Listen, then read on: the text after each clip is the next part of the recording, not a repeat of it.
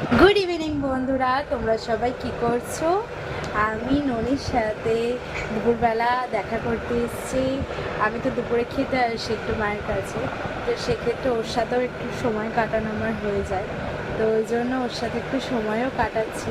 আজকে একটা ভালো জিনিস হয়েছে, সেটা হচ্ছে যে আমি দুপুরবেলা আজকে আমার আসার কথা ছিল না, তো সেই ক্ষেত্রে মানে আমি বউবাজারের দিকে আছি, তো তখন আমার খিদে পেয়েছে। তো আমি দেখলাম মানে মা আমাকে ফোন করে বলছে, তুই খাবি না?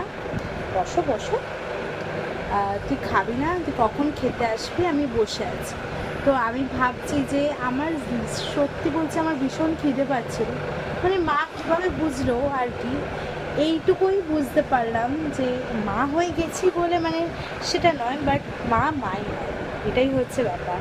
আর মানে মায়ের যে মন সেটা আর কি, মানে খুবই একটা